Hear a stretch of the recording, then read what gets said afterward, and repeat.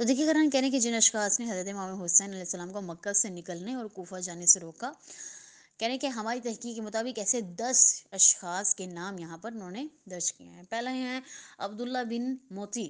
تاریخ ابن مخف میں حضرت امام حسین علیہ السلام کوفہ کی طرف سفر کے دوران ایک چشمے پر اترے تو آپ کی عبداللہ بن موتی سے ملاقات ہوئی، جو پہلے وہاں پر موجود تھا۔ جو ہی اس کی نظر امام حسین علیہ السلام پر پڑی اور امام کے قریب آ کر عرض کرنے لگا، اے فرزند رسول خدا، میرے ماں باپ آپ پر قربان ہو جائیں، آپ کیسے اس راستے پر آ رہے ہیں؟ حضرت امام حسین علیہ السلام نے فرمایا، معاویہ کی موت کے بعد اہل عراق نے مجھے خط لکھا ہے، خطوط لکھے ہیں، خط نہیں بلکہ خطوط لکھے ہیں، لکھ کر اپنی طرف آنے کی دعوت دی ہے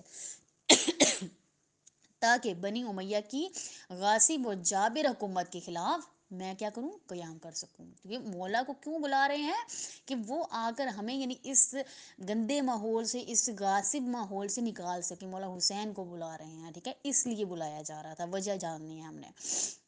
تو انہوں نے بلایا خطوط لکھ کر، اس کے بعد کہہ رہے ہیں تم مدینہ سے مکہ اور اب مکہ سے کوفہ کی طرف عازم سفر ہوں، یعنی کہ مولا جا رہے ہیں مکہ سے کوفہ اور کوفہ سے پھر عراق، یعنی کہ وہی اسی جگہ جو کربلا ہوں۔